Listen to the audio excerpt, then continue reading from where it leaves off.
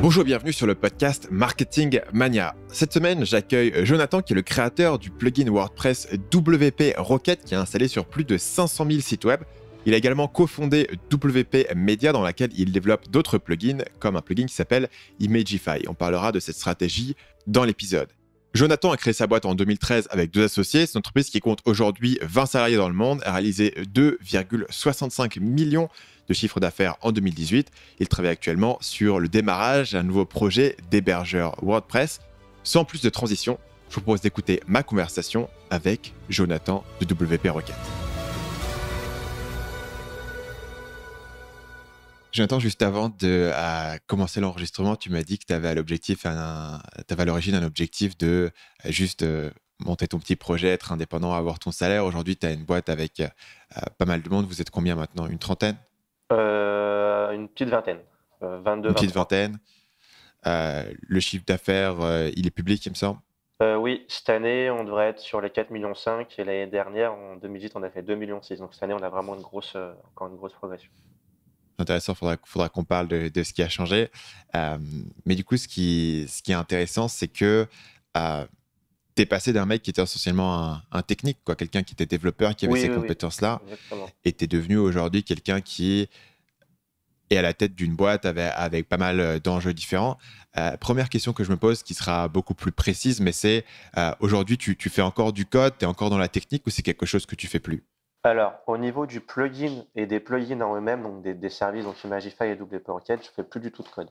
Ce que je vais faire, c'est des petits fixes. Parce que je prends toujours un petit peu des tickets de support pour toujours savoir un petit peu, le support, c'est le lien direct entre le produit et le client. Donc faire un peu de support, ça permet de connaître leurs problématiques. Donc des fois, j'ai des tickets, je résous un souci. Mais vraiment que du bug, c'est rajouter une ligne de code dans le plugin, quoi. Donc je fais plus de code par rapport au produit. Par contre, je fais du code sur le site. Parce qu'on n'a pas de développeur en interne sur le site.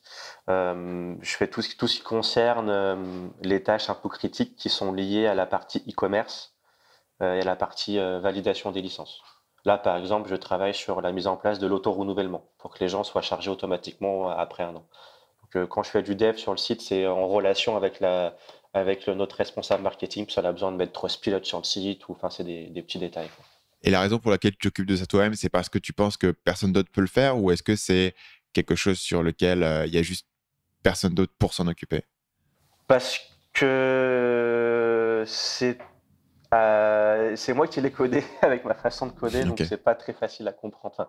Enfin, c'est facilement reprenable, mais c'est une partie où là où j'aimerais bien que ce soit tout parfait, ça on peut pas se permettre d'avoir un seul bug, donc je le fais encore si on n'a personne en interne. Et c'est pas quelque chose que je pourrais déléguer à une agence ou à un free. Alors là, on a refait notre blog, toute la partie blog, on l'a délégué à une agence. Mais toute cette partie validation des licences et e-commerce, si en plus ça bug, va falloir après se retourner contre le free, contre l'agence. Après, l'agence n'est pas forcément disponible dans l'heure pour régler le souci. Donc, sur ce genre de détails vraiment critiques qui touchent au site ou aux licences, il faut que ce soit fait en interne. Aujourd'hui, c'est moi. Et là, on recherche une personne qui serait capable de faire ces petites parties-là, que je puisse déléguer et puisse me concentrer sur tout ce qui est chiffre d'affaires. Et du coup, en dehors de ces éléments techniques que tu fais encore, c'est quoi tu dirais ton job principal aujourd'hui? C'est quoi ta fonction dans une boîte où le produit est codé par quelqu'un d'autre? Aujourd'hui, je suis mon poste, c'est CGO, donc je suis responsable de la croissance du chiffre d'affaires. Donc déjà, ma première fonction est de penser à qu'est-ce qui pourrait apporter et faire grossir le chiffre d'affaires. Et ensuite, maintenant, on a un product manager et une CMO, donc responsable marketing. Euh, donc je suis un peu leur consultant parce que eux ont toutes les compétences en termes de marketing, etc. N'ont pas forcément le background WordPress, écosystème WordPress, au niveau aussi de la compréhension du produit. Pour le product manager, c'est pareil. On a un excellent product manager. Il était product manager de Fruit Ninja. C'est une application Sur iPhone, ouais, iPad, ouais, et c'est 50 millions ou même 100 millions d'utilisateurs. Enfin voilà, il a une grosse expérience. Mais voilà, toute la partie cash, etc., il connaît pas forcément. Donc je suis là en tant que consultant quand il doit prendre des décisions, quelque chose qui est pas clair. Donc je lui apporte en fait mon savoir et combiné, ça nous permet de travailler en osmose et de prendre les bonnes décisions. Donc pour résumer, trouver de nouvelles idées pour faire grossir le chiffre d'affaires et consultant du product manager et de la chef marketing. Et c'est quoi les compétences de base que toi tu puisses pour faire ça? Est-ce que tu t'es formé dans tout l'aspect marketing, dans tout l'aspect croissance, ou est-ce que ça, justement, c'est les gens que tu as recrutés qui s'en occupent? Euh, un peu les deux. D'ailleurs, je suis en train de repenser sur les tâches que tu me dis que je fais quotidiennement. Euh, Me concernant, je suis aussi un peu pompier. Là où il y a besoin d'aide, par exemple, là au support, on recrute un support manager et c'est difficile, on a des difficultés à recruter sur ce poste-là. Donc je prends le poste en attendant et je m'occupe de comment diminuer le temps de chargement, le temps le temps de réponse, diminuer le nombre de tickets, etc. Et l'objectif est après bien sûr de déléguer, mais quand il y a un manque, de pouvoir aussi aller aider là où on pourrait améliorer certaines choses. Au niveau des compétences, tout a été pris sur le tas. On a commencé à trois. On faisait du support. C'est un produit, Rocket, en tout cas, il y a un produit qui touche sur le front et qui est lié aux hébergeurs, etc. Donc, enfin, qui est très facilement sujet à problème. Et donc, du coup, on a fait énormément de support. Donc, on a appris le métier de support qu'on ne connaissait pas du tout. Après, une fois qu'on a fait du support, il a fallu avoir de nouveaux clients. Donc, on a commencé à utiliser des outils comme Intercom, essayer du Facebook Ads, essayer ce genre de choses-là. Donc, on apprend vraiment sur le tas. Et après, on se rend compte que c'est pas notre métier, que pour arriver à un certain niveau professionnel qu'on souhaiterait arriver, selon nos ambitions, il faut recruter des gens. Donc après, on recrute des personnes. Quand ces personnes-là arrivent, on apprend énormément d'elles parce que c'est des personnes compétentes qui ont appris, qui ont de l'expérience par rapport à ce métier-là. En fait, on apprend vraiment des deux côtés. On apprend de nous-mêmes. Parce que quand on est seul, entre guillemets, ou que on fait pompier sur un sujet, on va euh, sur la partie marketing ou même dans la partie support, on a énormément lu, que ce soit des articles anglophones, français, sur comment acquérir de nouveaux clients ou comment bien répondre à un ticket, comment faire face à une demande de remboursement. Enfin voilà, on se forme. Vraiment, le point de départ est de s'auto-former quand on est petit et après quand peut se permettre de déléguer, là on arrive encore sur un niveau différent parce qu'on peut apprendre encore beaucoup plus vite d'autres personnes qui ont l'expérience par rapport à nos manques à ce niveau-là, quoi. Un élément qui est intéressant là-dessus, et je pense que notamment une des personnes qui ont tendance à s'y casser les dents, c'est les gens qui sont forts en marketing ou qui ont une certaine idée entrepreneuriale et qui veulent recruter des développeurs. Et en fait, ils n'ont jamais eux-mêmes programmé, ils n'ont jamais développé, ils ne comprennent pas les enjeux techniques.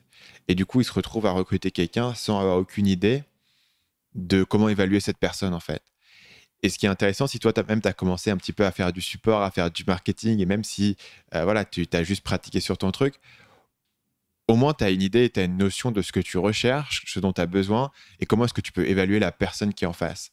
Et ça, je pense que ça peut éviter pas mal d'erreurs. Je sais pas si toi, c'est ton expérience aussi, ou de te dire, OK, tout d'un coup, j'essaie de recruter un mec, tu vois, genre, tu sais pas, quelqu'un qui va faire la partie finance ou quelque chose comme ça, un truc vraiment précis dans ton entreprise.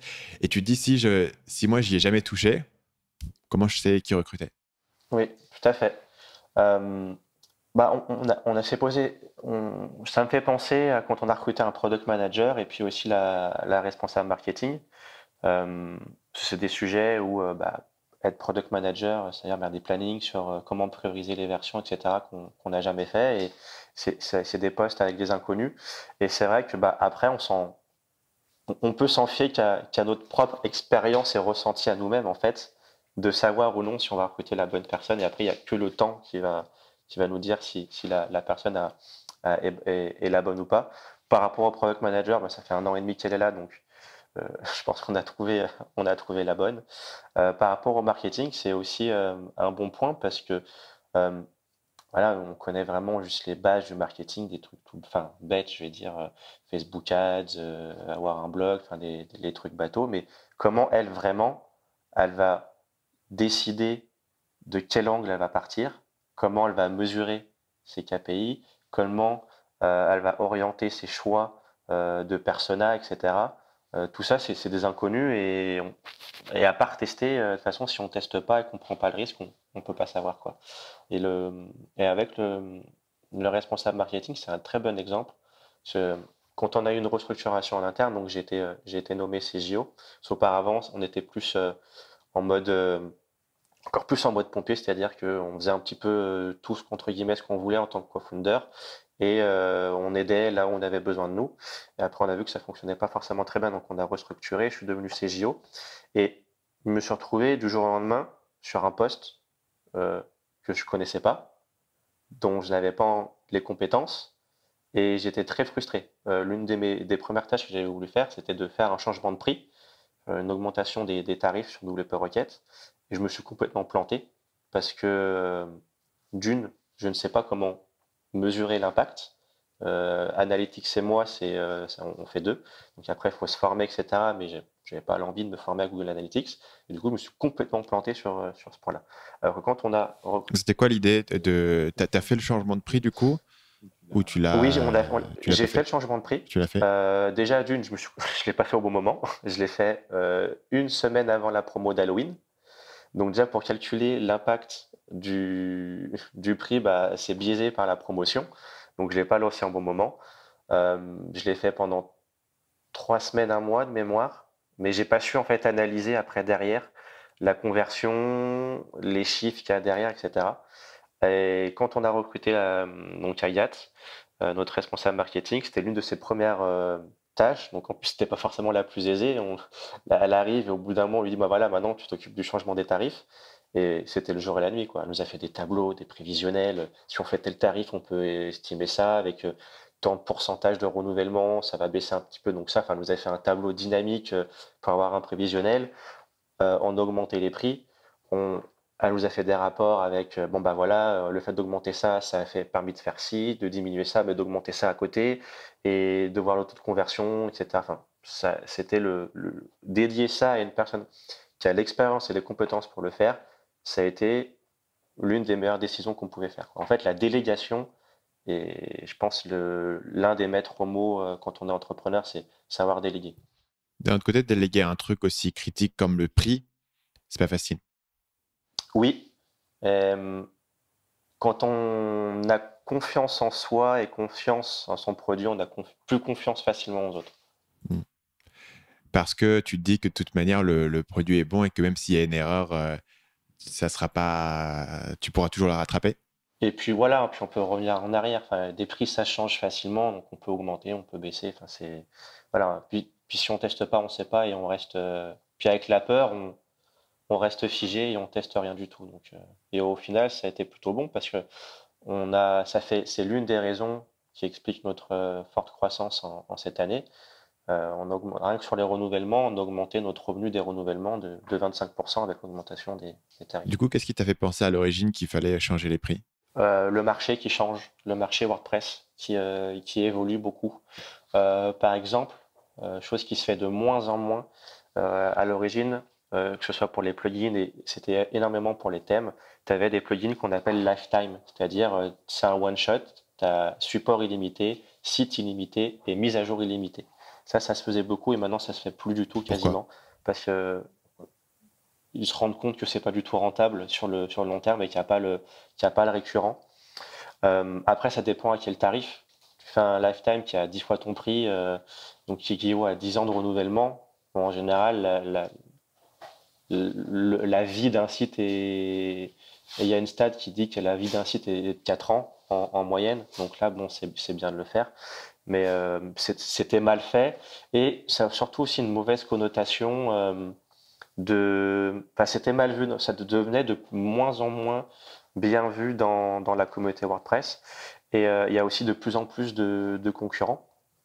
Et certains concurrents arrivent en étant plus chers que d'autres. Par exemple, Gravity Forms n'a pas changé ses prix depuis. Je pense que Gravity Forms est l'un, ou en tout cas le premier plugin le plus connu dans l'écosystème WordPress. Il doit au moins avoir 8 ans, 8-9 ans, et ne serait-ce que peut-être 10 ans.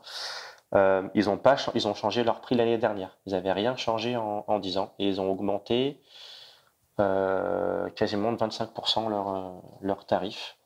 Euh, le tarif et aussi les renouvellements. WooCommerce, par exemple, aussi, a augmenté ses tarifs de renouvellement. Avant, ils offraient moins 50% et maintenant, ils offrent 0%. Donc, en gros, ton coût de revient du renouvellement et le prix d'achat initial. Euh, pareil, les coupon codes, enfin le discount sur le renouvellement augmente de plus en plus. Par exemple, nous, c'était 50%, on l'a augmenté à 30%. Euh, le, En fait, nous, l'une des raisons pour lesquelles on a augmenté notre tarif de renouvellement, et je pense certainement aussi pour les autres, c'est on commence à arriver à avoir un certain volume de tickets. Et si on veut garder une certaine qualité et pouvoir diminuer le nombre de tickets et demander à notre support engineer de travailler sur d'autres points plus importants comme des vidéos tutoriels, de la nouvelle documentation, etc., on se doit trouver un moyen, entre guillemets, de baisser un petit peu des tickets. Et l'un des moyens d'essayer les tickets, c'est d'augmenter le tarif. Si on augmente le tarif, forcément, le produit va, enfin, ça va descendre un petit peu le taux de conversion. Bon, ça n'a pas forcément été le cas dans notre cas. On a toujours le même nombre de renouvellements. Euh, Mais tu as du coup plus de sous pour éventuellement étendre ton équipe de support. Ça revient en fait Exactement. que chaque ticket divisé par le prix que tu as eu. Tout à fait, exactement. Là, ça va nous permettre de recruter une personne. Agathe va déléguer pas mal de tâches à un marketing manager. Là, bah, ça nous a permis de mettre du budget, donc on a mis 15 000, quasiment 15 000 dollars sur des vidéos tutoriels. Donc ça nous permettre, on va en refaire encore. On est bien content du résultat des vidéos. Donc on les fait faire par des professionnels. Donc il y a une belle voix, une belle présentation. Donc pour vraiment faire des tutoriels vidéo de qualité. Euh, donc oui, ça permet aussi, en augmentant ses tarifs, de mettre du budget. Bah là, en priorité, là, on ne pouvait pas forcément auparavant. Là, en termes de recrutement, cette année, là, on recrute pas mal. On a recruté un nouveau développeur, on recrute un marketing manager, on recrute un deuxième développeur, encore un autre développeur, un lead développeur.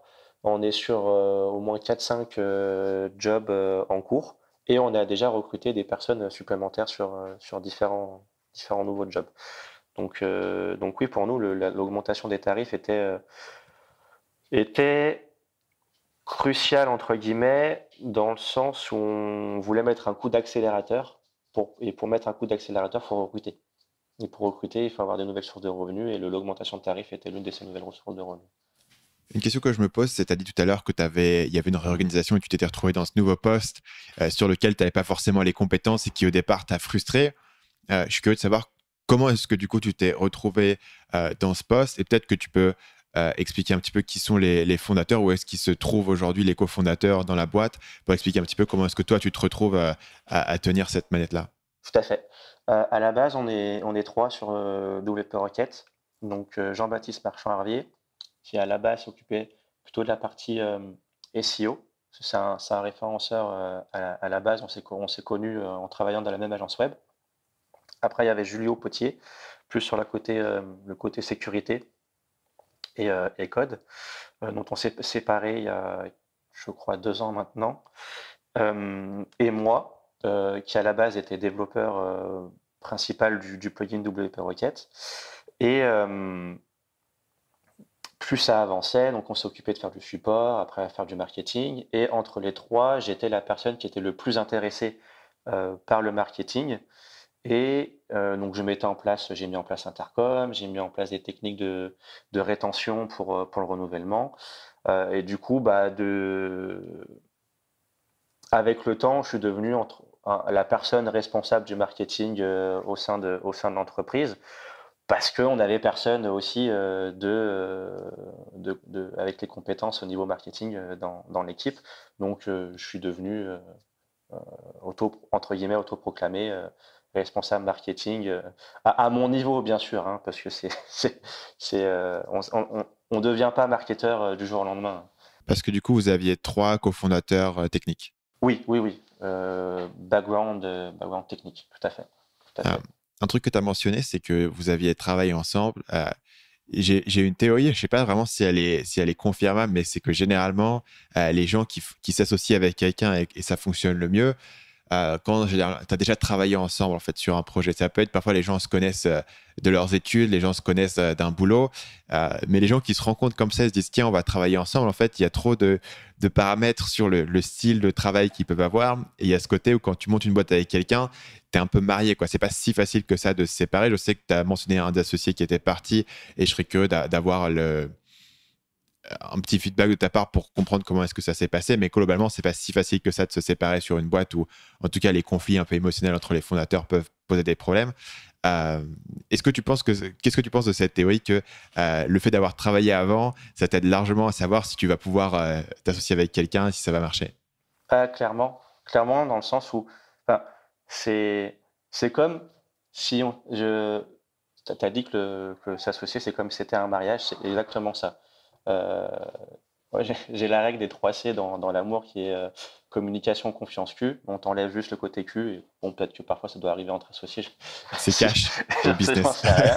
Mais Communication, oui, confiance, c'est un cash. mariage, c'est un engagement avec des hauts, des bas, des trahisons, des surprises, des cadeaux. Enfin, c'est totalement ça.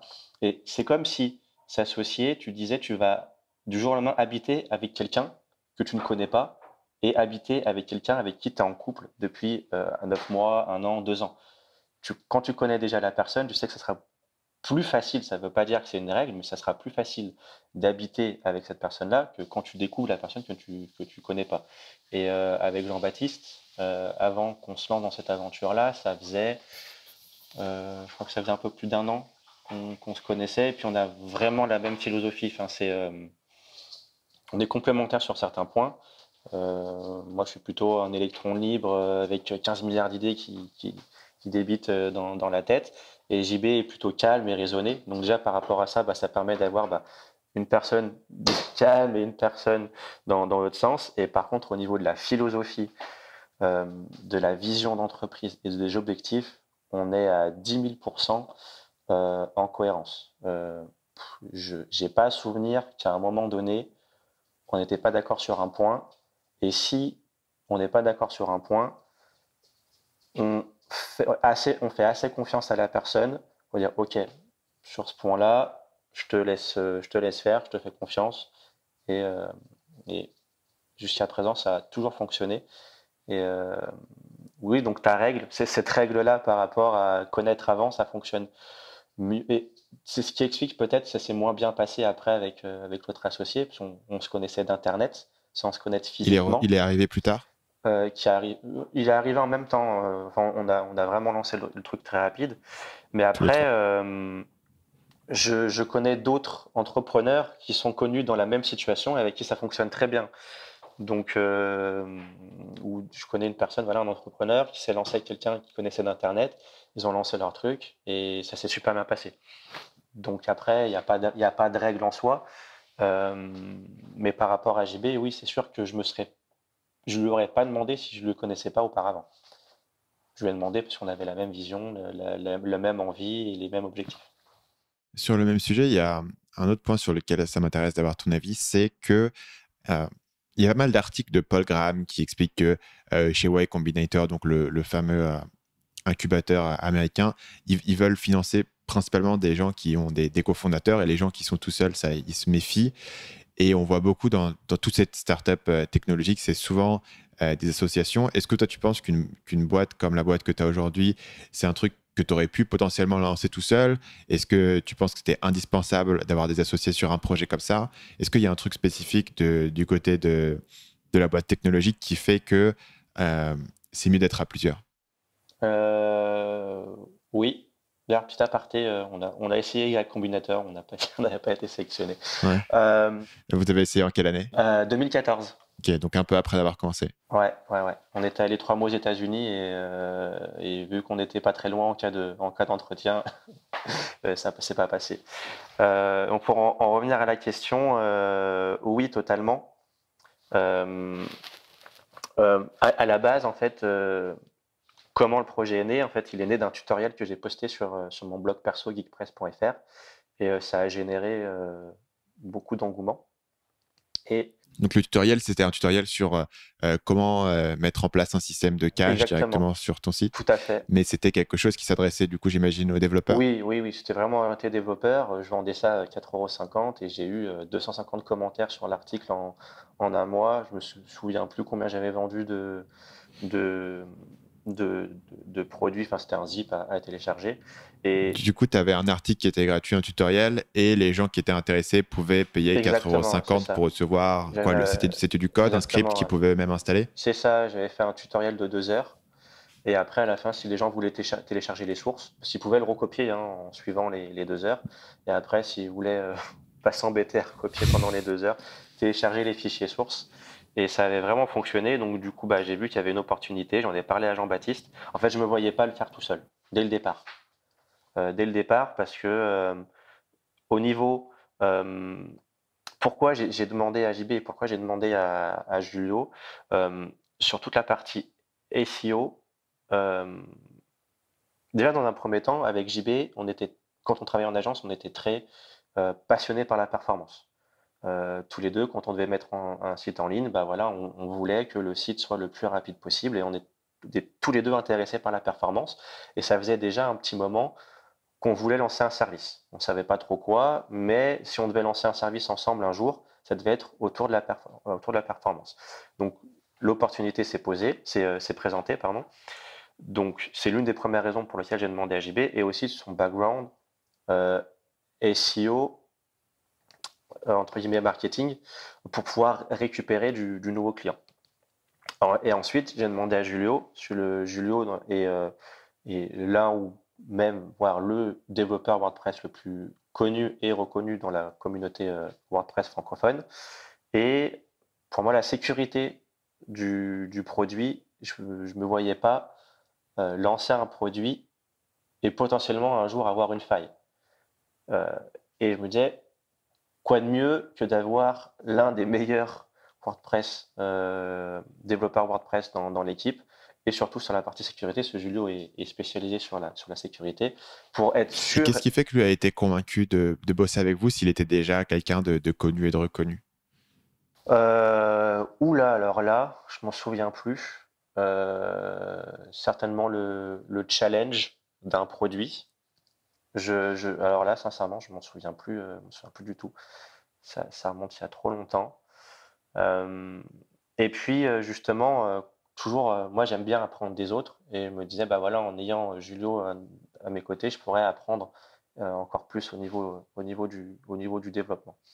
Donc, c'est comme ça qu'on y est arrivé. Donc, moi, j'ai fait 90% du code requête. Julio s'est occupé de la partie euh, administration et validation des licences, sécurité, etc. Donc c'est lui qui a mis en place toute la validation des licences, validation des mises à jour, etc. Et c'est comme ça qu'on en est venu à être tous les trois. Et comment, entre guillemets, l'équipe a été façonnée. Et comment est-ce que tu passes de je vends un script à 4,50 € sur mon site à voilà, j'ai un produit qui est là. Donc, comment s'est déroulé le lancement? Comment est-ce qu'au départ, vous avez conceptualisé ce produit-là? Euh, on l'a vraiment fait en MVP, c'est-à-dire faire le minimum qu'on pensait viable pour, pour pouvoir le lancer. Donc, la chance qu'on a en étant développeur, c'est que bah, on peut développer des sites rapidement et pour pas cher. Donc, le lancement nous a coûté à tout casser 80 €. On a pris mais vraiment, on a fait les choses de base. On se lance, on teste, ça fonctionne pas, on verra. On a pris un logo qu'on a acheté sur l'équivalent de ThemeForest, mais pour les logos. Donc ça nous a coûté 10 balles. On a pris un template HTML dégueulasse à 5 $ qu'on a lancé. La boutique, c'était un 2016 ou non, 2013, c'était en 2013. Donc c'est le thème blanc de base de WordPress avec un WooCommerce. Enfin, on, on s'est lancé très très rapidement donc pour faire le site, etc. Ça nous a pris très peu de temps. On a fait une phase de bêta avant. De mémoire, on avait récupéré 150 emails, quelque chose comme ça. Ça nous a permis de bien faire évoluer le produit avant de le mettre en ligne. Donc on a fait une période de 1 mois de bêta test. Et ensuite on l'a vendu le 14 juillet pour faire un peu une symbolique avec la France. Et dès qu'on l'a lancé, en fait, on a vraiment entre guillemets, essayer de faire en sorte d'avoir de la visibilité. Donc, on a demandé aux copains d'écrire un article dessus, enfin de l'essayer et d'écrire un article dessus. Parce qu'on n'a pas forcé les gens avec un flingue sur la tempe écrit un article sur nous, parce qu'il faut qu'ils aient aussi de la crédibilité. S'ils ils écrivent sur quelque chose qui est pas bon, bah, les lecteurs vont pas apprécier. Donc, on a fait en sorte d'avoir pas mal d'articles sur des gros blogs, VP Chanel, VP Formation, VP Marmite. Et on a fait une offre de lancement et une offre de lancement pour les bêta-testeurs. Donc, ils avaient encore. Et ça a marché directement, du coup? Oui. Dès le premier mois, vous étiez en mode ça va marcher? Sur la quinzaine de juillet, on avait fait 7400 euros, ou 7000 et quelques euros de chiffre d'affaires. Tu te souviens du tarif par personne pour avoir une idée du volume de personnes? Alors, les tarifs normaux à l'époque, c'était 29, 69 et 149 euros. Et les plans sont basés du coup sur le nombre de sites? Oui, un site, 3 sites et illimité. Et on avait dû faire une offre à 19 euros, 49 euros et 99 euros, et encore moins cher pour les bêtas. On avait fait ça pendant 15 Donc ça veut dire que pour faire tes 7400 euros à ce tarif-là, il y avait quand même pas mal de clients qui sont rentrés. On parle de quand même. Oui. Après, si c'est un chiffre que tu veux exactement, je peux te le Il n'y a pas donner. besoin du chiffre exact, c'est juste pour avoir une idée en gros, à la louche de combien de personnes rentrent directement. Donc, tu as clairement un intérêt qui est validé. Et les tarifs que tu citais, c'est des tarifs qui étaient en abonnement à l'époque, c'est un tarif annuel? C'est un tarif annuel, mais non obligatoire. En fait, ce que les gens payent, c'est en fait le produit sous licence GPL, donc le code est gratuit. Notre code est disponible sur GitHub, donc n'importe qui peut aller sur GitHub et prendre le code. En fait, ce que les gens payent, c'est 1 an de support et de mise à jour. Et quand on renouvelle, c'est de nouveau ce que les gens payent. Ils payent pour 1 an de support et 1 an d'accès aux nouvelles mises à jour. Donc au bout d'1 an, si tu ne souhaites pas renouveler, bah, ce qui se passe, c'est que tu n'as pas accès à notre support en cas de souci et tu n'as plus accès aux mises à jour. Par contre, si tu as une licence illimitée, par exemple, ça ne veut pas dire que tu ne peux plus ajouter de site et que le plugin ne fonctionne plus. Quelle que soit la licence, au bout d'1 an, le plugin est toujours fonctionnel. Donc le plugin est fonctionnel à vie. C'est l'accès au support et aux mises à jour qui doit être renouvelé, mais qui n'est pas obligatoire. Mais globalement, sur un plugin WordPress, si tu ne le mets pas à jour pendant un temps suffisant, ça commence à poser des problèmes. Ça va dépendre de la qualité du code des plugins. Ok. Mais la plateforme WordPress en soi est modifiée, il y a des problèmes de compatibilité qui peuvent survenir. Alors, nous, avec Rocket et des conflits entre Rocket et Imagify, notre produit, et WordPress, je crois qu'il n'y en a jamais eu, ou peut-être une fois. Ok. Parce que nous, on suit les standards de WordPress, donc en suivant les standards de WordPress, WordPress est un CMS qui est beaucoup attaché à la rétrocompatibilité. Donc, il y a quelqu'un qui peut avoir la version 1.2 et qui là fait la mise à jour en 5.2. Normalement, il n'est pas censé avoir de problème s'il a juste WordPress. Par contre, s'il a WordPress avec une tonne de plugins, là, c'est les plugins qui auront posé souci. Mais normalement, de faire la première mise à jour qui date d'il y a 14-15 ans à la dernière récente, tu n'es pas censé avoir de soucis. Ok, parce que il part du principe que tout le monde ne met pas à jour ses sites, qu'il y a trop de plugins et que du coup, le standard sur une plateforme comme ça doit être extrêmement strict, entre guillemets, de manière à éviter de multiplier les problèmes et les conflits. Oui. Après, ils commencent un peu à changer leur esprit. Par exemple, sur les versions de PHP, récemment, là, depuis la 5.2, WordPress est limité à PHP 5.6. Donc après, je ne sais pas s'ils vont... C'est aussi l'un des inconvénients de WordPress, c'est qu'ils traînent en fait dans le corps du plugin, ils traînent des vieux trucs. Et en fait, les vieux trucs, c'est parce qu'ils veulent assurer la rétrocompatibilité. D'accord. Et c'est un problème parce que Parce que au niveau du code en lui-même, on traîne encore toujours des vieux trucs codés dans les années 2010 et pas avec les nouveaux standards. Enfin, ce qui fait que des fois, ça c'est un peu boudé des développeurs un peu plus qui viennent des frameworks ou qui sont un peu en dehors de l'univers CMS. Ok. Et tu as mentionné que le code était dispo en licence GPL. Donc, licence GPL, ça correspond à quoi comme droit d'utilisation? Euh, alors, je suis pas trop expert dans le sujet, mais de mémoire, GPL, tu peux réutiliser le code à condition d'enlever le nom de marque. Mais après, c'est pas toujours respecté. Ok. Si tu vas sur les sites où tu peux télécharger Rocket, Yoast, WooCommerce, etc., ils se prennent pas la tête à remplacer les noms des fonctions et à respecter le nom de marque. Euh, le code est reprenable, hein. Donc le code est libre d'accès. C'est le comment le réutiliser qui est censé être réglementé. Donc, quel est l'intérêt business de mettre le code à disposition libre? J'imagine que si quelqu'un voulait créer un concurrent à ton plugin, ben, il pourrait déjà se baser là-dessus et changer les trucs qu'il a besoin et il serait dans son droit. Donc, quelle est la réflexion derrière de se dire on va mettre ça disponible pour tout le monde? Euh, Ne pas se mettre la communauté WordPress à dos, ça, c'est quelque chose. Le GPL, en fait, WordPress est sous licence GPL. Euh, et le fondateur de WordPress, McLuhan Way, pour lui, c'est un indispensable en fait d'être en GPL pour tout business WordPress. Euh, hum, il y a une petite histoire par rapport à ça. Euh, il y a une boutique de thème qui n'était pas sous GPL. euh, et il y a l'un des noms de. Alors, on va dire que la boutique de thème s'appelait boutique de thème .net et le .com était disponible. La personne propriétaire du .com a demandé au propriétaire de la boutique de thème s'il voulait bien acheter le .com.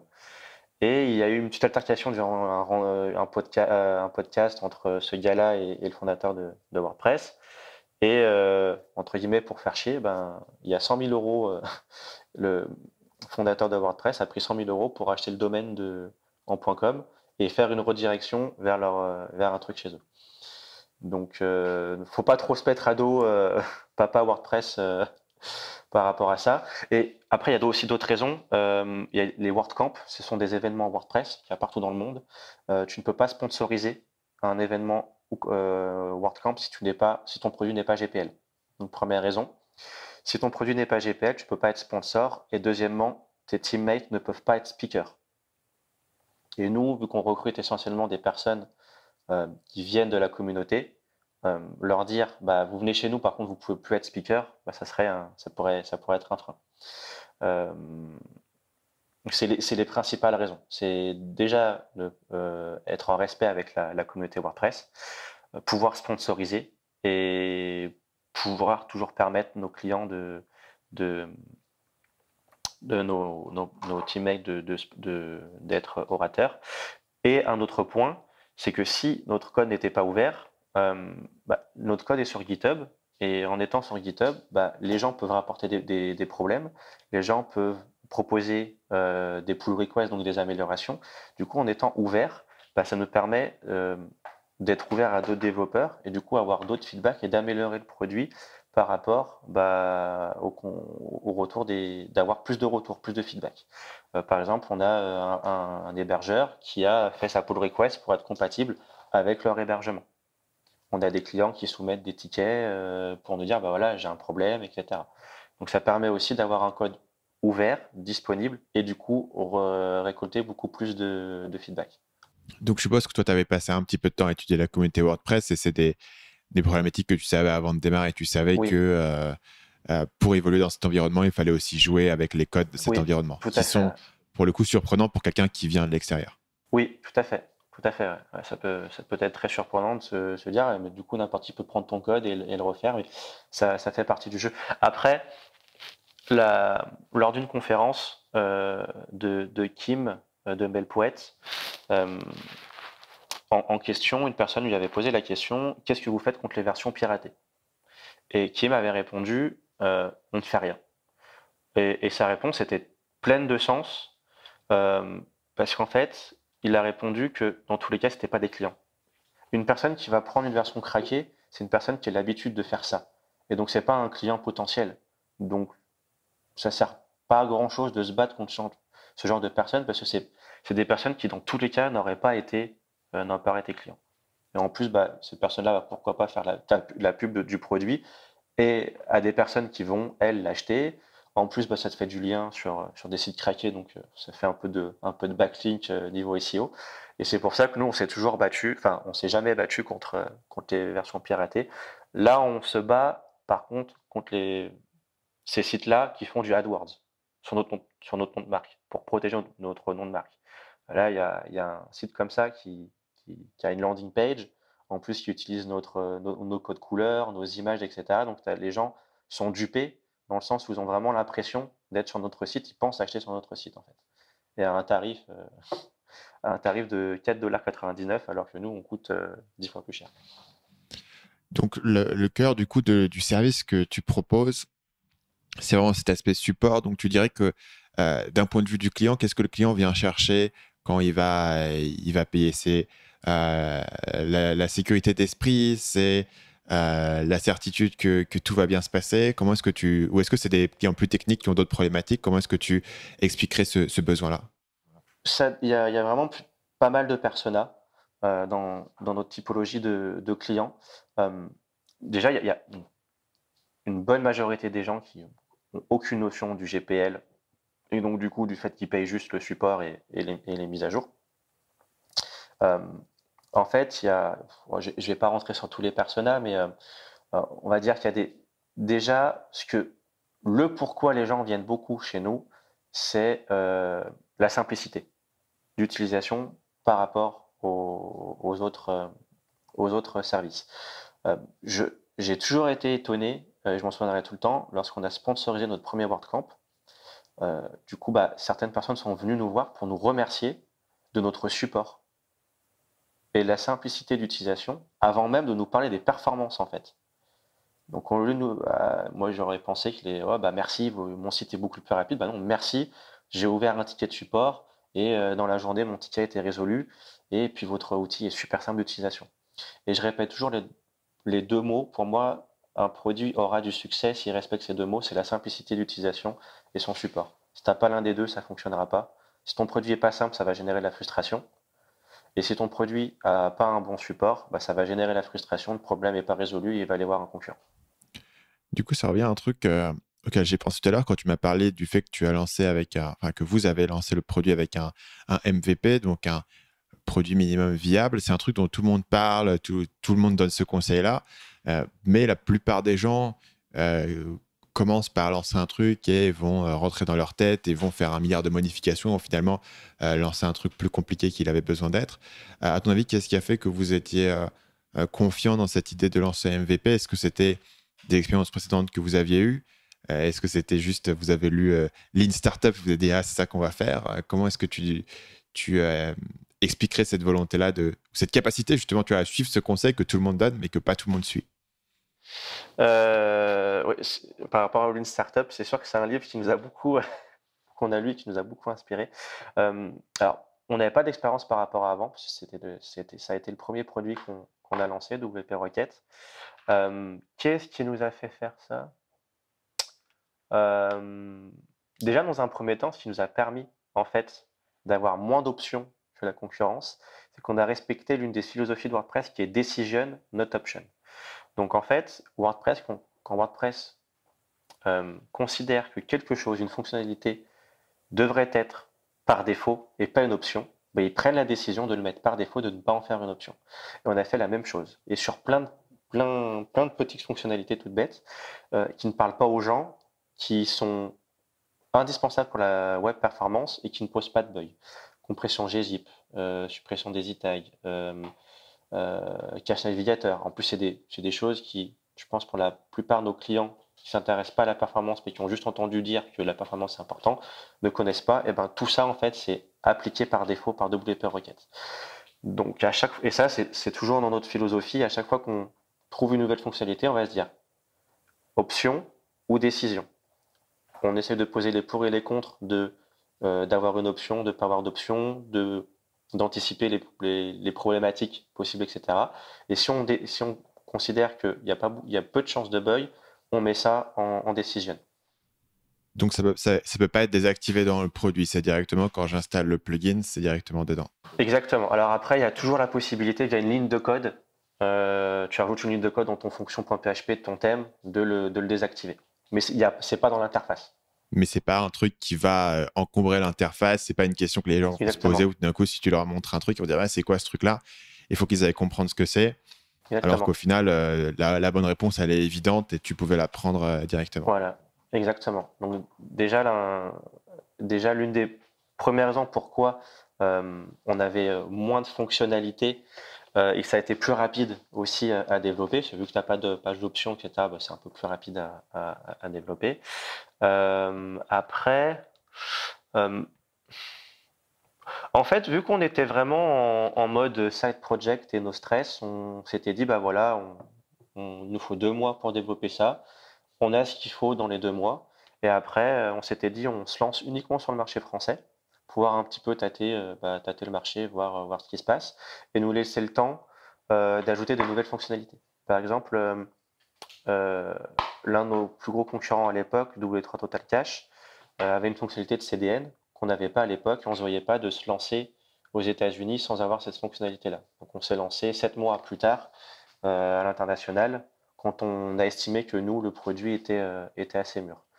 Donc notre MVP, en fait, s'est décidé sur une période de développement plutôt que sur ah tiens, on va faire ça plus tard ou tiens, on va faire ça plus tard. C'était voilà, faut que ce soit lancé pour mi-juillet et puis on met dedans, on met ce qu'on peut dedans, quoi.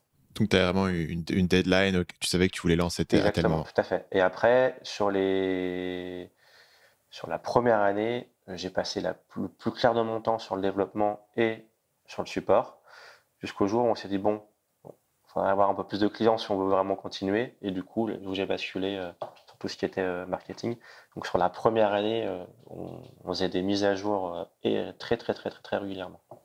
Et tu as parlé à l'instant que tu avais lancé le produit à l'international. Est-ce que ça a marché pareil directement? Comment ça s'est passé? Alors pour nous, le lancement international a été vital. En avril 2014, donc le mois précédent, le lancement de l'international, on a fait 4 400 € de chiffre d'affaires.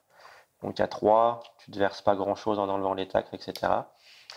Et on stagnait à un chiffre d'affaires entre 5 et 6 000 euros depuis le mois d'août. Et on s'est lancé à l'international et dès les premiers mois, ça a très vite augmenté. On était au mois de décembre 2014 à 35 000 euros. On passe en avril. Parce que le marché était tellement plus grand. Tellement plus grand. On est passé de 4 000 en avril à 35 000 à la fin d'année, quoi.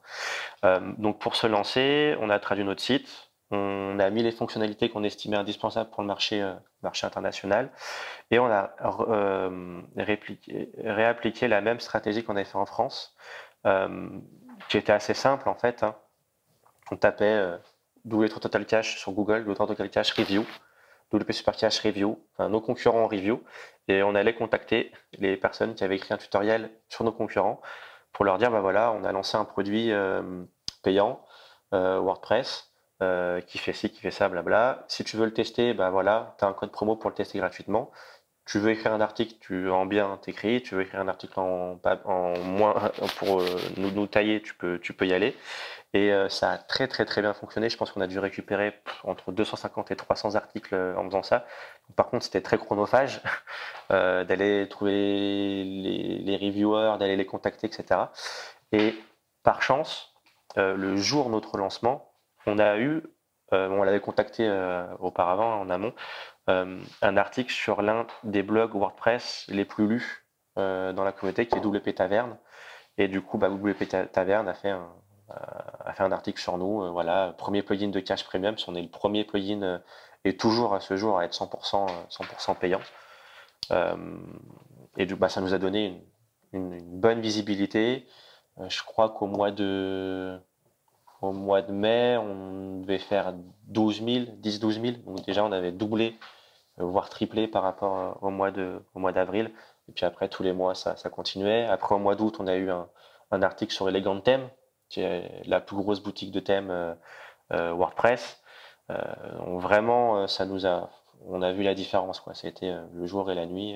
Et dès décembre 2014, on a recruté le premier teammate pour nous aider sur le support. Et après, en 2015, on a recruté 8 personnes, 8 ou 9. On a eu une très grosse croissance. Tu as parlé du coup de ses concurrents, dont certains avaient aussi une version gratuite. Qu'est-ce qui fait que tout le monde avait envie de parler de ce nouveau produit? Est-ce que la différence, c'était une différence en termes de fonctionnalité? Est-ce que c'était la simplicité d'utilisation dont tu as parlé tout à l'heure? Quand on s'est lancé dans la communauté WordPress, les gens nous disent « mais vous êtes fous, pourquoi les gens vont acheter votre produit alors qu'il y a des plugins installés sur plus d'1 million de sites et qui sont gratuits ?»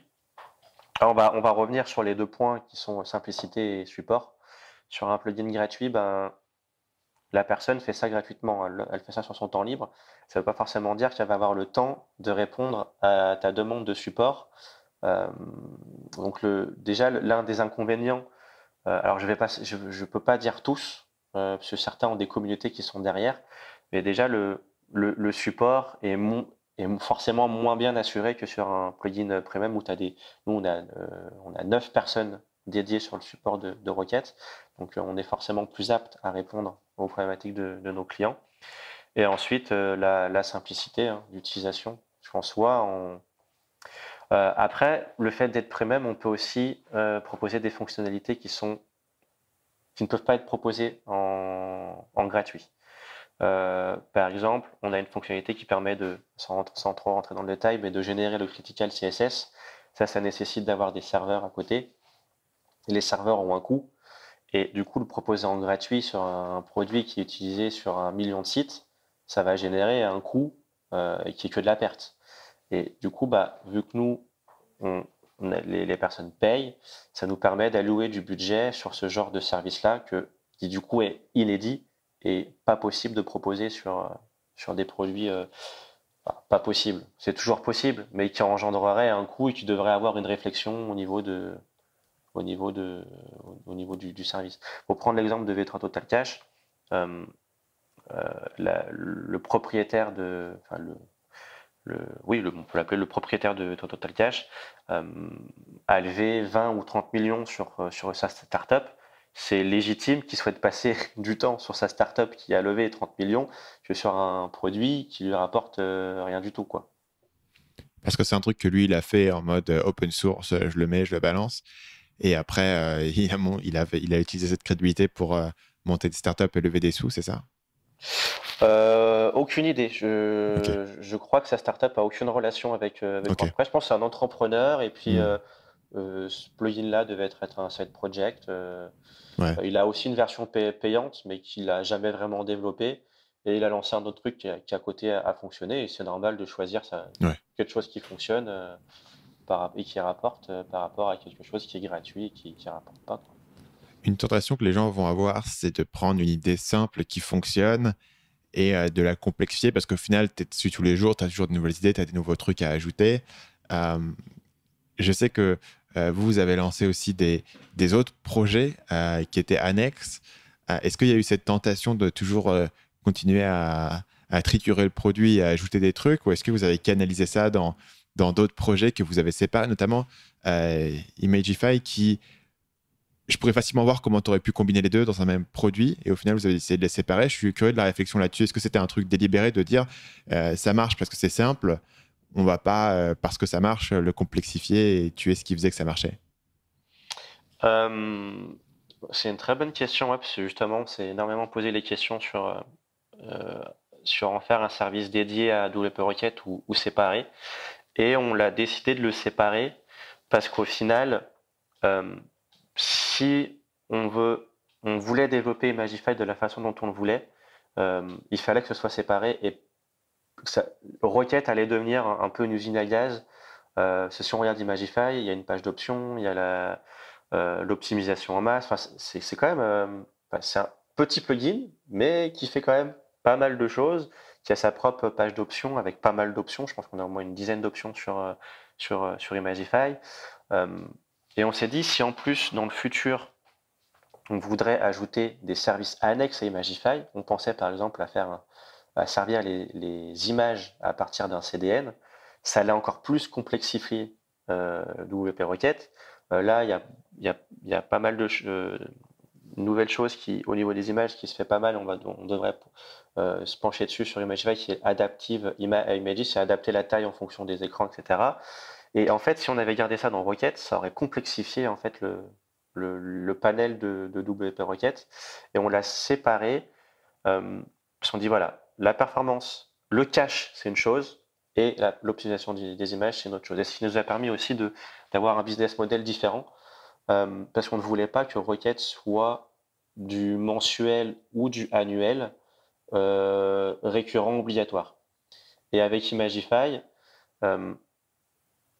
autant WP Rocket, tu peux l'installer et ton temps de chargement ne va jamais changer.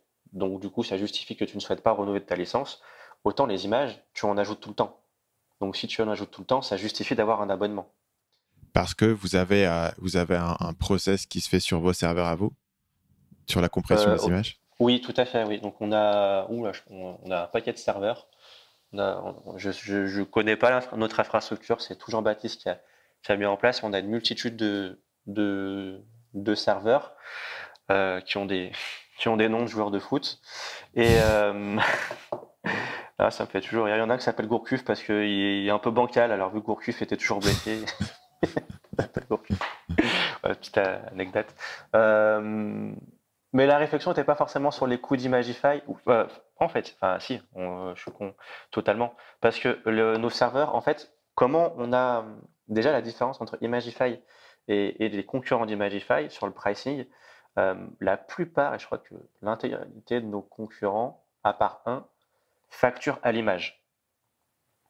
Alors que nous, on facture à la data.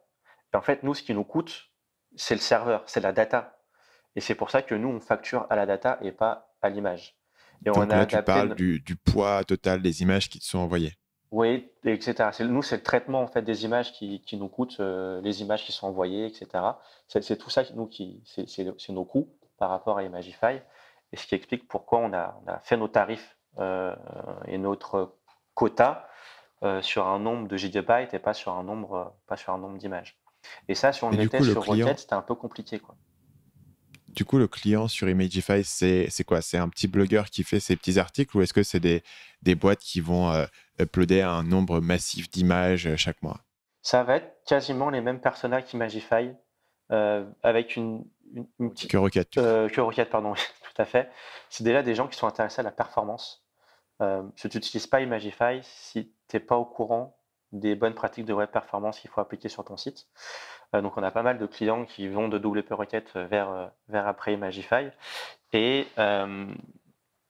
l'un des personnages sur lesquels on aimerait aller en avant et en sortant une app à Shopify, c'est les e-commerçants. Tu vois, à ce jour, je connais pas un seul site e-commerce sans aucune image.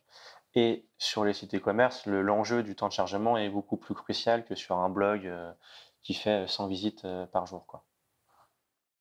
Du coup, ça a du sens de l'avoir séparé d'un produit qui est exclusif à WordPress si tu veux en faire potentiellement un service qui peut exister sur différentes plateformes. Et l'une des raisons aussi principales pour lesquelles on ne l'a pas intégré dans WP Rocket, c'est qu'on souhaitait sortir un produit qui ne soit pas dépendant de l'écosystème WordPress.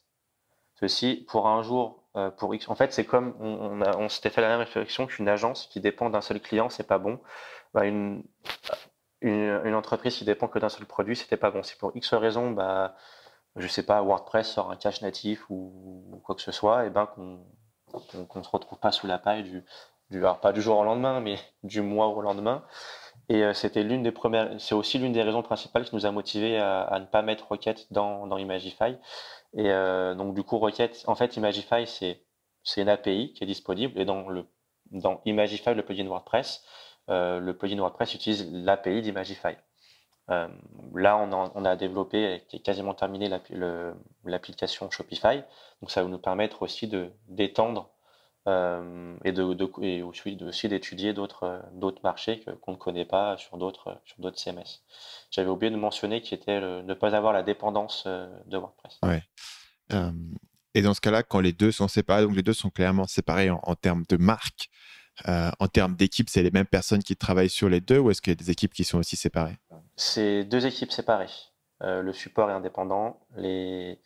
On avait un développeur sur l'application qui est aussi indépendant.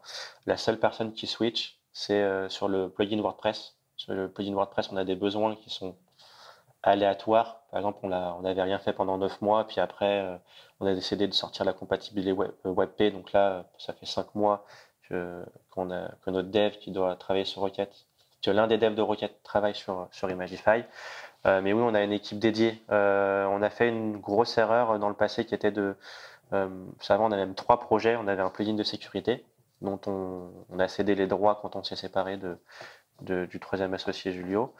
Et parce on recrutait des personnes qui puissent travailler sur l'ensemble des projets. On a une personne au marketing, on lui demandait de travailler sur Imagify, Rocket et CQPress, et ça n'a pas du tout fonctionné. Le multitasking, on l'évite au maximum. Par exemple, Agathe, la responsable marketing, on l'a recrutée que pour Rocket. Le product manager, Jared, que pour développer Rocket. Et maintenant, quand on recrute des personnes, c'est sur un seul produit et les équipes sont dédiées. On a juste les personnes un peu comme moi ou Jean-Baptiste, les fondateurs, qui ont un œil transverse sur les projets. Mais au niveau des équipes, l'équipe des supports est dédiée, l'équipe marketing quand on aura une équipe marketing sur Imagify, si on n'a personne pour le moment, ça sera dédié. Ça sera vraiment tout le temps séparé. Et on avait parlé tout à l'heure d'une équipe d'une vingtaine de personnes, on l'a évoqué là à l'instant. Une chose qu'on avait dit aussi avant d'enregistrer, je pense, c'est que tout le monde est en remote, donc vous n'avez pas de bureau, vous centralisez tout le monde. Ça a toujours été comme ça que vous avez travaillé? Au début, quand on était que 3, JB et moi, on travaillait dans le même bureau. Et après, quand on a dû étendre l'équipe, ça a été dès le début en remote. Pour une simple et bonne raison, c'est qu'au niveau du support, si on veut pouvoir faire du support 24 heures sur 24, il faut qu'on demande à des étrangers qui habitent ailleurs, dans des time zones différentes, de nous épauler. Ce qui fait que du coup, le côté remote a été là depuis le départ, en fait, depuis les premiers arrivés. Et on s'est posé, on a voulu ouvrir un bureau sur Lyon, mais au final, ça s'est pas fait. Sur certains postes, on recrute de préférence en France et surtout sur Lyon. Par exemple, on a une responsable RH et administrative. Là, il fallait qu'elle soit à côté de nous en cas de besoin. Pareil pour le marketing, le responsable marketing, c'était vraiment on ne se fermait pas la porte à d'autres pays, mais on a eu la chance de trouver Agathe qui est excellente et qui est de Lyon. Mais au final, on n'a pas de bureau, on se retrouve de temps à autre sur Lyon pour brainstormer sur des problématiques quand on doit réfléchir sur certaines choses. Mais non, on n'a pas de... Et ça sera à quelle fréquence que vous vous retrouvez sur Lyon? Une petite fois par mois. Une petite fois par mois. Et dans ce cas-là, tu fais quoi? Tu loues une salle de coworking, quelque chose Exactement, comme tout à ça? fait. On loue une salle de coworking et puis on travaille toute la journée ensemble. Ouais. Et globalement, tu trouves que quand tu travailles en agence, j'imagine que tout le monde est dans un bureau? Oui, enfin, quand je travaillais en agence, c'est ce qui était le cas. Ouais. Et il y a des aspects de ça qui te manquent ou tu trouves que tu as perdu? Quel est le trade-off quand tu passes sur une organisation comme ça en remote? Moi, ce qui me manque beaucoup, c'est le côté social. Le côté, allez, on va on va manger entre midi et deux ensemble, ou allez, on va se faire une petite partie de play, un petit baby, ou vraiment le côté humain qui est énormément compliqué à reproduire en remote. En remote, tu vas avoir que la vidéo. Et c'est aussi l'une des raisons pour lesquelles, par exemple, chaque année, on fait ce qu'on appelle un startup retreat. On réunit toutes les personnes qui travaillent chez nous, enfin, qui travaillent pour nous. Et on travaille une semaine ensemble, donc c'est pas une semaine de vacances. Hein. On loue une villa et ça nous permet d'une de se voir et de créer du team building, hein, si on pourrait nommer ça comme ça. Quand on est de face à face, les liens se nouent différemment que quand c'est par vidéo. Et c'est vrai que le côté pas forcément open office, hein, mais le côté être tous dans le même bureau, Moi, me manque un peu, ouais. Enfin, c'est l'un des points négatifs qu'on ne peut pas avoir en étant en full remote, quoi. Et du coup, comment est-ce que tu mitiges ce problème dans ton quotidien? Tu travailles au coworking, tu vas voir des gens, comment est-ce que tu gères ça? Alors un temps, j'allais dans un coworking, donc je louais un bureau dans un coworking avec d'autres personnes. Et bon, en novembre, j'ai déménagé, donc je suis à 1 heure de Lyon, ce qui fait que du coup, je ne vais plus à ce coworking, ça fait trop d'aller-retour. Ça me ferait 2 heures de bagnole par jour. Du coup, là, je travaille essentiellement 100% de chez moi, ou là, comme aujourd'hui, je fais l'interview en étant chez ma mère, donc j'ai ma maman qui est à côté. Et non, donc personnellement, ça s'est encore plus dégradé avec le temps. J'ai pas de coworking à côté de chez moi, j'habite vraiment alors je suis pas dans un bled paumé, mais presque. Et aujourd'hui, je sais pas comment je pourrais le résoudre au niveau du travail quotidien, donc c'est-à-dire aller travailler avec d'autres personnes. Euh, donc ouais, je saurais pas trop quoi te répondre par rapport à ça. Et c'est sûr que le côté avoir des gens à côté de soi, rigoler, enfin c'est des trucs tout bêtes, hein, mais moi, ça me faisait un bien fou d'aller quand j'allais au coworking quand j'étais à Lyon, parce que d'une, déjà j'étais pas que des gens de l'entreprise, donc ça me permettait de penser à autre chose que de l'entreprise et de parler d'autres sujets, et puis de rigoler, de se raconter des blagues, de se partager des gifs à la con, ah tiens, tu vas voir sur mon ordi, j'ai vu ça, etc. Enfin, vraiment le côté social qui est compliqué d'avoir. Ouais. On peut en faire, enfin on en a du côté social en étant remote, mais c'est différent quoi. Tu vas raconter une blague, tu vas pas pouvoir faire une petite tape, serrer la main. C'est pas pareil quoi, c'est vraiment différent. Et au niveau de la manière dont vous coordonnez tout ça, comment est-ce que tu permets à tout le monde d'être sur la même longueur d'onde? Est-ce que vous avez euh, un système d'appel qui revient à telle fréquence? Comment est-ce que tu gères l'aspect plus, OK, comment est-ce que chacun sait ce qui est en train de se passer et est-ce qu'il y a besoin d'être demandé? On a ce qu'on appelle en interne un hub. C'est ni plus ni moins que notre site interne, notre intranet, si on pourrait nommer ça. Euh, où on publie tout ce qui se passe sur l'entreprise. Donc on annonce une nouvelle sortie de plugin, on fait des reporting, marketing reporting, product reporting, support reporting, voilà, où voilà ce qui s'est passé sur le mois, etc. On donne des chiffres. Toutes les semaines, Jean-Baptiste fait la weekly review, c'est-à-dire il fait une vidéo où il s'enregistre et il explique ce qui s'est passé durant la semaine, donc ce qui permet l'ensemble des collaborateurs de savoir de ce qui s'est passé pendant la semaine et ce qui va être prévu la semaine prochaine. Et ça, c'est quelque chose qui est vraiment apprécié dans l'équipe. Ensuite, on fait, en fonction des équipes, les pôles ont des réunions entre eux. Une fois par semaine, l'équipe marketing ont une réunion pour faire un débrief. Pareil pour le support. Et par rapport à Rocket aussi, une fois par semaine, on a toute l'équipe WP Rocket qui a un meeting là qui est l'idée par Jared, le product manager, pour donner voilà un peu ce que fait JB sur l'ensemble de WP Media, mais pour WP Rocket, voilà, sur quoi on fonctionne, etc. Et ça permet de récolter du feedback, ça permet de- d'avoir leur retour, de les écouter, et aussi d'avoir des moments où ils peuvent communiquer. Ils communiquent déjà entre eux en étant au niveau du support, mais communiquer avec entre guillemets les managers et avoir des retours. Et cet appel-là, il dure combien de temps? On essaye de pas non plus que ce soit trop long pour pas que ça cannibalise le travail. C'est quand on fait des réunions de 2 heures et demie, ça empiète forcément sur le travail après de la journée. On essaye maximum 45 minutes. Dans ce cas-là, comment est-ce que il y a quoi? Il y a une quinzaine de personnes, du coup, sur cet appel? Oui, que ce soit au niveau du support ou au niveau du requête. Le mardi dernier, on était, je crois, 16. OK. On était 16, ouais.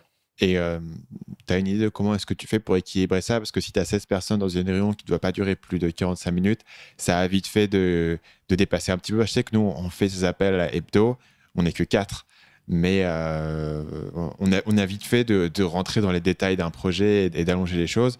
Est-ce qu'il y a une structure particulière, un format sur l'appel qui permet de s'assurer que les bonnes choses soient faites sans entrer dans des conversations qui potentiellement sont annexes? Non, sur ça, j'ai pas.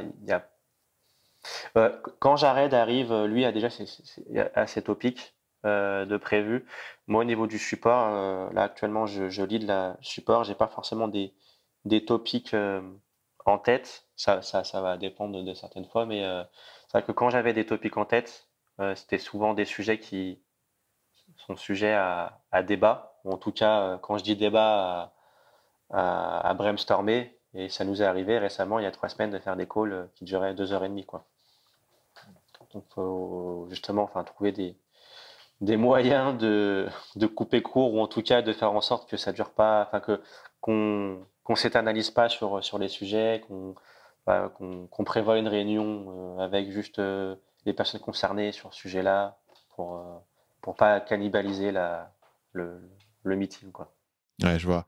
Donc, essayer de borner un peu les choses et potentiellement d'avoir quelqu'un qui joue un peu ce rôle de modérateur Tout à fait. et qui fait OK, là, je sens que ce truc-là, il va être un peu plus long que le temps qui est imparti. Donc, quand on est sorti dans notre meeting, le truc auquel je pense, c'est pas encore trop le cas pour nous, iCat, puisque ça intéresse toujours tout le monde, mais assez rapidement, tu peux avoir 2 personnes qui rentrent dans une discussion où au final, il n'y a pas besoin d'avoir 14 spectateurs supplémentaires sur cette conversation-là.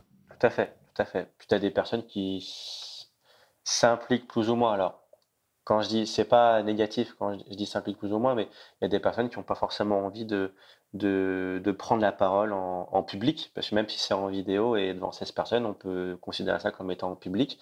Et en fonction du caractère de certaines personnes, bah, certaines personnes sont timides et n'osent pas forcément de parler, donc elles vont être là pendant 2 heures à écouter, à parler, etc. Donc c'est pas forcément non plus agréable d'être là, à écouter pendant 2 heures et de rien dire, quoi. Ouais. Jonathan, il y a 3 questions que je pose à tout le monde avant de terminer ces épisodes. Et la première question, c'est est-ce qu'il y a un livre que tu recommandes souvent? Même plusieurs. Donc le premier, ça va être Comment dominer le stress et les soucis de Dale Carnegie.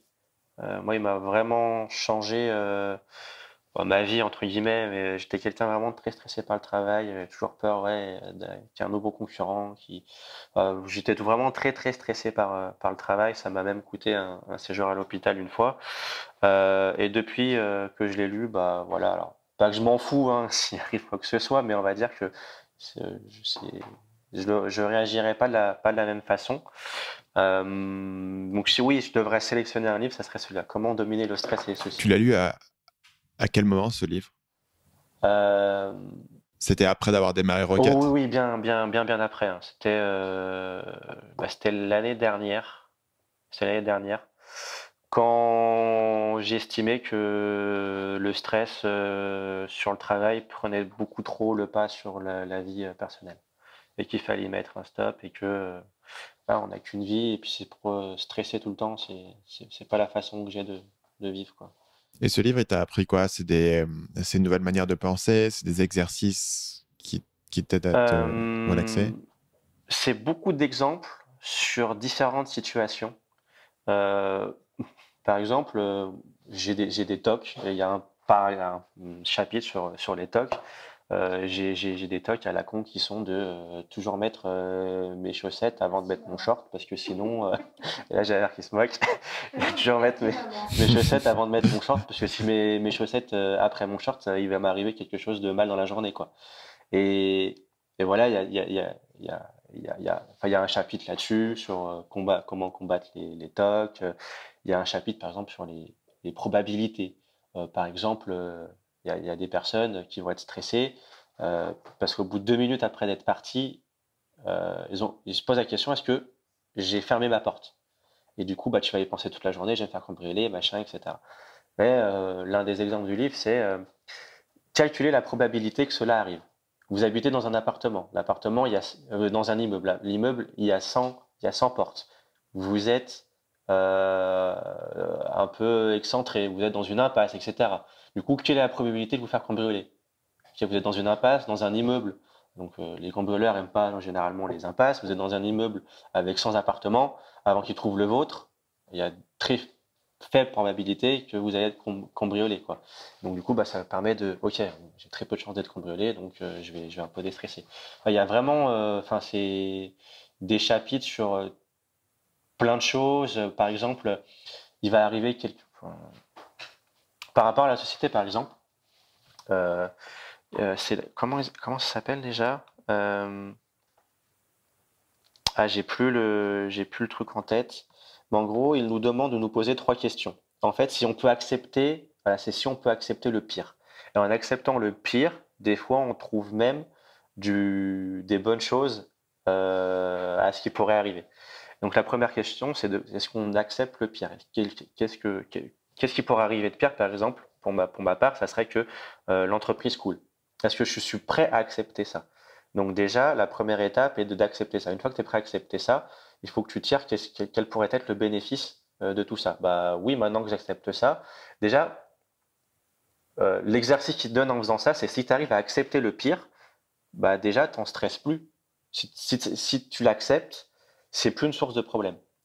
Et après, si tu l'acceptes, tu te demandes de faire un autre exercice, ça me permettrait de me réorienter sur autre chose. Je peux ouvrir un restaurant, enfin, tu vois, enfin, ça te permet d'élargir des choses, enfin, de penser à des choses dont tu n'aurais pas forcément pensé, dû au stress. Et du coup, le stress que tu as par rapport à ça, tu es toujours fermé.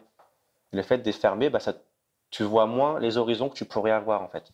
Il y a aussi un effet intéressant d'être capable de mettre le doigt sur quelque chose. Il y a un peu un côté où quand tu n'y penses pas trop et tu veux pas y penser parce que ça te stresse, donc tu évites d'y penser et tu as un peu ce truc un peu nébuleux qui est là où tu te dis il y a une catastrophe qui pourrait m'arriver, mais j'ai pas trop envie d'y penser ni de penser à ce que je ferais si ça arrive. Et le simple fait de te forcer à l'écrire, Tim Ferriss notamment a un exercice intéressant, il appelle ça fear setting, qui est juste d'écrire tes peurs essentiellement si tu as envie de tester quelque chose et tu te dis ça va peut-être pas marcher, de vraiment écrire ce qui pourrait se passer pour comprendre et concrétiser en fait ce cas-là. Parce que sinon, tu as un vague sens que il y a une catastrophe qui se menace à l'horizon. Quand tu vas te lever demain, tu vas découvrir que dans tes emails, que tout ce que tu as construit a disparu. Mais en même temps, tu veux pas vraiment le nommer. Et donc, du coup, c'est un truc un peu vague qui a l'air ultra terrifiant. C'est comme dans un film d'horreur où dès que tu as montré le monstre à l'écran, il fait déjà moins peur. Donc, il faut le planquer pendant le plus longtemps possible. Tout à fait. Et l'un des autres points du livre, je suis en train de me souvenir, c'est de toujours se focaliser sur le présent. Ruminer ce qui s'est passé dans le passé, ça sert à rien, c'est passé, on peut pas le résoudre. Ah voilà, c'est plein de choses comme ça qui moi, m'ont vraiment changé, entre guillemets, la vie, quoi. Donc, c'est le nom du livre de Dale Carnegie. Dale Carnegie, comment dominer le stress et les soucis. Cool. Ouais. On mettra le lien dans la description pour ceux qui veulent le suivre. Deuxième question, c'est si tu pouvais revenir en arrière et donner un conseil à ton toi-même de 20 ans, qu'est-ce que ce gars-là aurait besoin d'entendre? C'est difficile comme question. Euh, Déléguer plus vite pour pouvoir avancer plus vite. Mais bon, après, pour pouvoir déléguer, certaines fois, il faut avoir les moyens. Mais si j'aurais les moyens que je pourrais déléguer Ouais. beaucoup plus vite.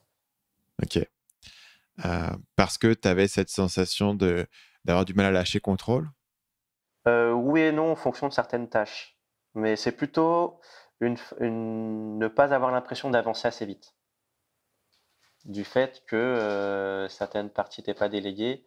Par exemple, quand j'ai délégué la partie code du plugin, moi, ça m'a enlevé ouais, on va dire 80% de mon daily job. Et du coup, j'ai pu me mettre beaucoup plus sur le marketing, enfin sur l'acquisition. Et vice-versa, quand la personne, Agathe est venue, c'est elle maintenant qui doit réfléchir à toute la partie acquisition. Moi, ça me permet à penser encore plus haut, c'est-à-dire qu'est-ce que de nouveau pourrait rapporter du chiffre d'affaires. Et c'est comme ça on- que naissent de nouvelles idées et que on arrive à augmenter le chiffre d'affaires. Donc à chaque fois, en fait, chaque niveau, on peut avoir un niveau de délégation, je sais pas si ça se dit, mais déléguer pour encore aller plus haut, quoi. Troisième et dernière question, c'est est-ce qu'il y a une citation ou un proverbe qui te vient souvent à l'esprit? Euh, Better done than perfect. Faut pas chercher la perfection tout le temps, parce que si on la cherche, on, on passe trop de temps dessus et au final, C'est plus un inconvénient qu'autre chose. On revient aussi sur le concept de la simplicité, du MVP dont tu avais parlé tout à l'heure. Exactement, Ouais. ouais. Faire les choses simplement. C'est pas bien fait, tant pis, mais au moins c'est lancé. On peut avoir du feedback, itérer, etc. Ouais. Donc ça, c'est le better done than perfect. Du coup, pour terminer, est-ce que tu peux dire aux gens qui nous écoutent où est-ce qu'ils peuvent en apprendre plus sur toi et sur ton travail? Je pense qu'en suivant essentiellement sur mon Twitter, qui est GeekPress FR, et de temps à autre, je donne des conférences. Là, par exemple, au prochain Blend, je vais donner une conférence sur justement les business WordPress. Donc, ça sera l'occasion de me voir parler à propos de ça. Je vais la faire avec Augustin Pro de Wiglot. On va faire cette conférence ensemble. On peut aussi si c'est des personnes qui sont de la communauté WordPress, faut pas hésiter à venir me pinguer pendant un WordCamp. Je fais la plupart des WordCamp en France. Je pense que c'est l'essentiel où là on pourra me voir ou me contacter. Et le site, c'est wp-rocket.me. .me, et pour Imagify, c'est imagify.io. Super. Merci beaucoup, Jonathan, d'avoir été avec moi. Merci à toi de m'accueillir.